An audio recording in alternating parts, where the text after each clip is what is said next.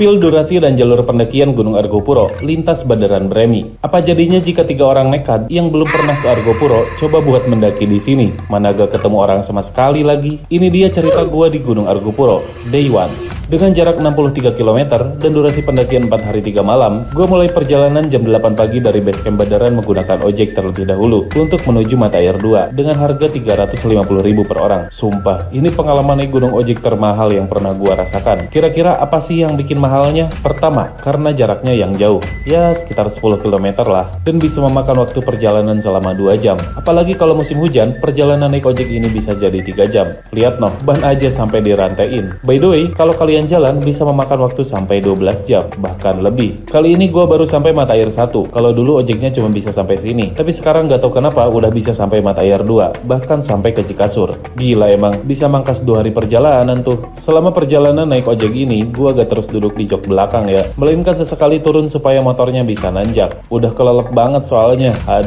Akhirnya gue sampai di batas kawasan dan istirahat terlebih dahulu. Setelah nungguin abangnya sebat, kita lanjut jalan lagi menuju Mata Air 2 dengan trek yang udah lumayan landai dibanding trek perkebunan sebelumnya. Tapi tetap aja ada bagian di mana gua harus jalan. Ya udahlah, akhirnya gua sampai di Mata Air 2. By the way, di sini juga ada area camp untuk kalian yang jalan dari base camp menuju sini. Akhirnya kita start pendakian menuju Sabana Kecil di jam 10 siang. Jalur menuju Sabana Kecil ini dominan landai dan turunan, tapi kalian harus tetap hati-hati karena jalurnya yang licin. Apalagi sesekali jalurnya menjadi kecil karena imbas dari dilewatin motor. Katanya Gunung Argopuro ini flora dan faunanya masih terjaga, dan benar aja. Sebelum di Sabana Kecil, gua ngeliat teman kalian, si Lutung, yang sedang bergelantungan. Sampailah gua di Sabana Kecil jam 11.30. Jadi durasi dari Mata Air 2 menuju Sabana Kecil adalah 1 jam 30 menit. Karena cuaca yang mendung dan gerimis, alhasil gua dan teman-teman berteduh di bawah pohon selama 15 menit. Setelah agak reda, kita lanjut perjalanan menuju Sabana Besar di jam 11.45. Gua kira treknya akan sama landai seperti sebelumnya. Ternyata nanjak banget. Apalagi ketika di perjalanan kita digempur hujan yang deras banget. Makin plus-plus aja tuh kesulitannya. Sekitar 30 menit melewati tanjakan, akhirnya treknya menjadi landai dan melipir di antara punggungan dan tebingan. Tapi hati-hati nyasar, jalurnya agak kelihatan karena rumput yang tinggi. Jam 1 siang, akhirnya kita sampai di Sabana Besar. Karena perut udah keroncongan, kita makan siang dulu di sini. Fakta menarik buat kalian dan please jangan ditiru ya. Kita bertiga sebenarnya belum pernah ada yang kesini, jadi gak ada pengalaman dan gambaran jalur sama sekali. Ya, cuman dari YouTube-nya Bauki aja sih. Itu pun lupa-lupa ingat. Sebenarnya jarak menuju Sabana Cikasur itu gak terlalu jauh dari Sabana Besar. Cuman rasanya tuh kayak yang bakal jauh banget gitu, dan udah males jalan juga karena hujan. Alhasil kita pilih mendirikan tenda di sini aja. Mengawali pagi yang indah di Sabana Besar. Setelah sarapan dan bongkar tenda, kali ini gua akan melanjutkan perjalanan menuju Sabana Cikasur di jam setengah 8. Dengan ditemani mentari pagi dan kicauan burung, perjalanan ini vibes-nya jadi adventure banget. Anjay, my trip, my adventure. Hehehe. Gak lama, gua memasuki hutan dulu. Sejauh ini jalannya landai dan enak untuk dilewati. Meskipun kadang vegetasinya jadi rapat banget dan harus tebas rerumputan di depan muka gua yang ganteng. Hehehe.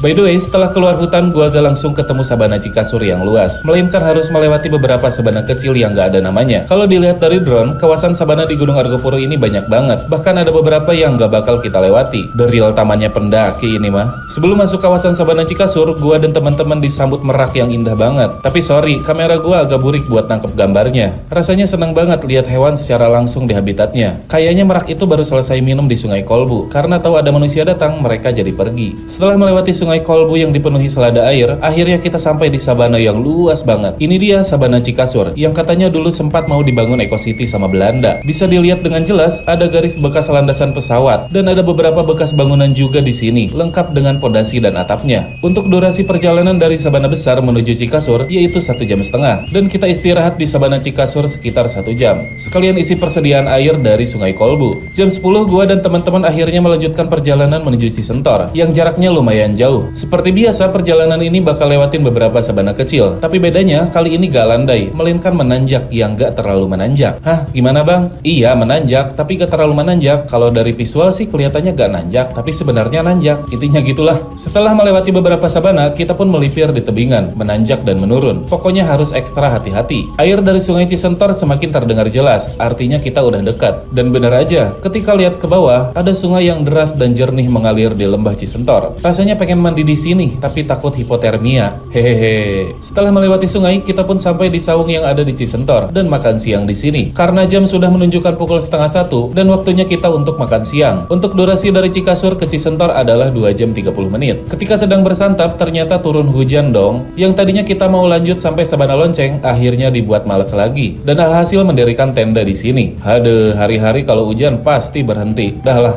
Gue pernah dengar Cisentor ini tempat yang horor. Katanya ada hantu berwujud nenek-nenek yang menyeramkan. Please nek, jangan ganggu kami malam ini ya. Di hari ketiga, gue mulai malas buat packing. Tapi mau gak mau harus dilakukan. Masa iya harus mengandalkan teman? At least gue bukan beban partner pendakian ya. Hehehe. Jam 7:30, gue dan teman-teman melanjutkan perjalanan menuju Rawa Embik. Perjalanan hari ketiga ini bakal lebih menanjak. Intinya, siapkan fisik dan mental kalian sebelum mendaki ke Gunung Argopuro. Untuk vegetasinya berupa hutan yang lumayan rapat. Dan kalian bakal cosplay jadi ninja warrior karena banyak pohon tumbang di sepanjang jalur. Tapi di sini gue melihat beberapa hewan endemik yang gak sempat kerekam karena langsung pada kabur. Sayang banget sih. Gak tahu kenapa tiap on kamera itu gak ada hewan, tapi pas off kamera hewan-hewannya itu pada muncul. Dah lah, jam 9:30 kita pun sampai di Rawa Embik. Jadi 2 jam aja dari Cisentor. Di sini ada sumber air berupa sungai kecil di belakang camp area. Terus gue udah bisa melihat puncak Rengganis. Jadi kebayang menanjak dan jauhnya menuju Sabana Lonceng. Karena Sabana Lonceng itu tepat berada di tengah-tengah antara puncak Rengganis dan puncak Argopuro. Setelah melewati kawasan Rawa Embik, akhirnya kita sampai di Batu Belah. Terus gua bakal mulai masuk hutan, melipir dan menanjak di lembahan. Perjalanan dalam hutan kali ini gak ditemani kabut, jadi optimis cerah. Setelah menanjak, kita akan mulai melihat pohon bunga edelweiss yang tinggi-tinggi. Beda dari gunung lain, gak tahu kenapa pohon edelweiss di sini tinggi-tinggi dan gede-gede. Gak jauh dari sana, terus gua ketemu hutan pinus dengan trek landai. Setelah itu, akhirnya kita sampai di Sabana Lonceng. Dari Rawa Embik ke Sabana Lonceng durasinya sekitar 2,5 jam.